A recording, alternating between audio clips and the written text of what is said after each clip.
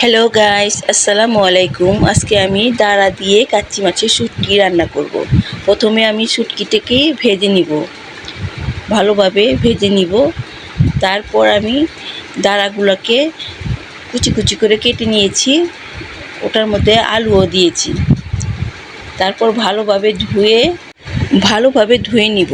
তারপর আমি চুলাতে পাতিলে বসিয়ে দিয়েছি কড়াই, পেঁয়াজ দিয়ে দিয়েছি। পেঁয়াজটার মধ্যে আমি হলুদের গুঁড়া, মরিচের গুঁড়া, একটু ধনিয়ার গুঁড়া দিয়ে আমি ভালোভাবে কষিয়ে নিব।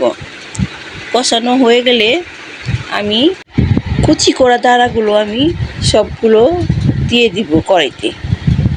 সবগুলো দিয়ে আমি ভালোভাবে নাড়া দিয়ে নেব। অন্যদিকে আমি ভাজা শুটকিগুলো ভালোভাবে ধুয়ে নিব। ধুয়ে নেওয়ার পর আমি দাঁড়াগুলোর মধ্যে কিছু কাঁচামরিচ দিয়ে দিলাম। তারপর আমি ধোয়া শুটকিগুলো দিয়ে দিলাম। তারপর আমি লবণ দিয়ে দিলাম, একটু চিনি দিয়ে দিলাম।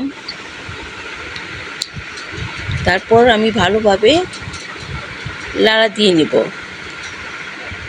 নাড়া দিয়ে আমি কিছুক্ষণ ঢেকে রাখব। ঢাকনাটা উঠে দেখব আমার তরকারিটা কষানো হয়ে গেছে। তারপর আমি কিছুক্ষণ আবার নাড়া দিয়ে পানিটাকে শুকিয়ে নিব। তারপর কষা কষা হয়ে গেলে আমি নামিয়ে ফেলবো। এই কষা কষা হয়ে গেছে, আপনারা বাসায় রান্না করে খাবেন, দেখবেন অনেক মজা। এরকম করে খেলে ভালোই লাগে, আপনারা খেয়ে দেখবেন। এই আমি পেলাতে ঢেলে ফেলেছি। আমি তো মাঝে মধ্যে রান্না করে খাই, আপনারাও খেয়ে দেখবেন। কাচ্চি মাছের শুটকি দিয়ে দাঁড়া দিয়ে আমার কাছে ভালোই লাগে। আল্লাহ হাফেজ।